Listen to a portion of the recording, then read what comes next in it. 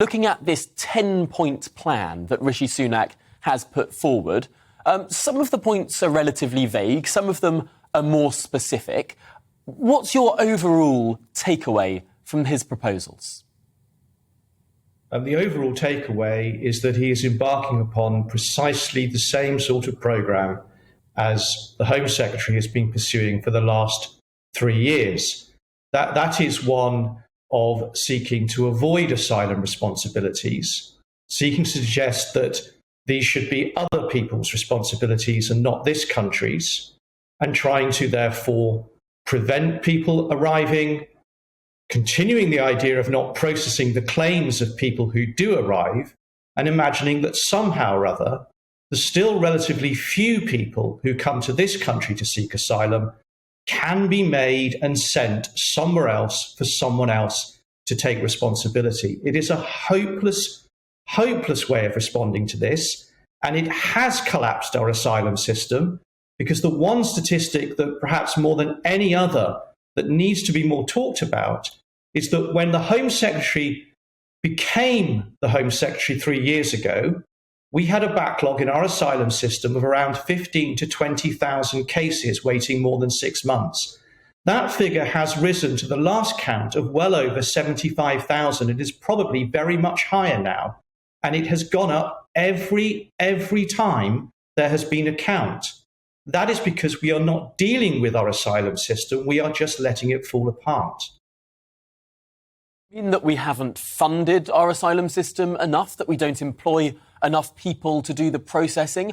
Why does this backlog continue to grow? Or surely, if we're to follow, for example, what Rishi Sunak suggests of perhaps a cap on the number that the UK takes in each year, wouldn't that help get through that backlog?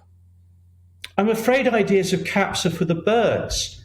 The problem has not been the number of people who've arrived, because over most of that period, there has been no increase in people arriving. There have been more people coming by boats and fewer people coming by other means. And in fact, the boats ought to be easier to deal with because they're visible. You know the people are coming. You can see them from the shore. You can make preparations for this. So why you cannot manage the people who arrive by boats any better than the people who used to arrive in greater number in the backs of lorries, for example, I do not know. And the reason the system has collapsed has not been particularly lack of funding. It's not been particularly lack of staffing, although now there were great need for those things. It's simply because we stopped processing claims. We started to believe, or our Home Secretary did, that we could simply refuse to process the claims, pretend somehow that this would mean people would go away or not come, or some other country would volunteer to take responsibility. So our backlog just grew. And of course, while people are here not having their claims decided, they still have to be managed and supported. So it's still very costly, and you're nowhere near the time of either deciding they can leave the system because they're entitled to be here and get on with their lives, or that they don't have an entitlement to be here and efforts can be taken to try and return them to the places they've come from.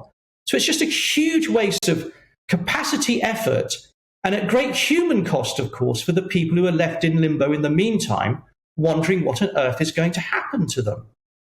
Suggesting that perhaps there is no solution here. You mention how the numbers coming in the back of lorries has considerably gone down while the numbers coming across in small boats has risen. It seems like a bit of a horrific game of whack-a-mole where one avenue is tightened and then another one is opened and explored, and that perhaps government can't control this issue. Is therefore the only answer here a rather dispiriting one, that the government simply can't control it? Well, there are ways in which governments, and I emphasise the plurality of that, could better manage and control all of this, but they would have to work together.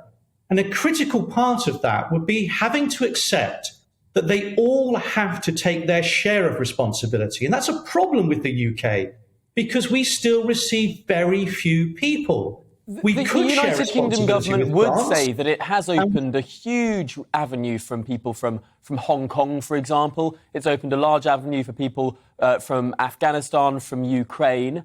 But I suppose that there is the argument that there are lots of countries in the world where there isn't an avenue to. I suppose there is a balance here. It does I seem agree that with there can't that. be... Can I just correct one thing? The issue of Hong Kong is entirely separate.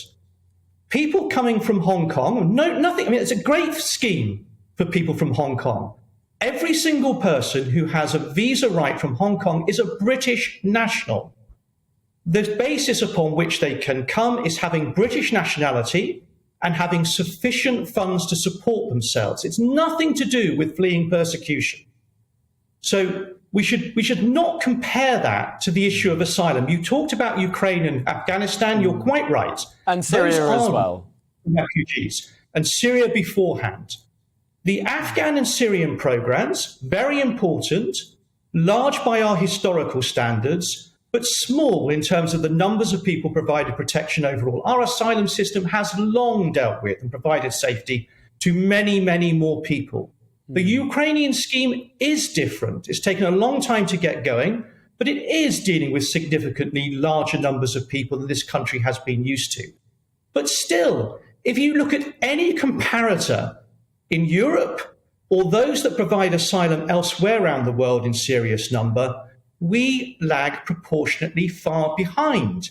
Now, we need to change that mentality if we want to live in a world where smugglers don't control everything because no one wants to receive people, so there are no legitimate routes that people can take, but instead we have a managed system where people can make an authorized journey to a place that is safe and all countries play their part. Yes.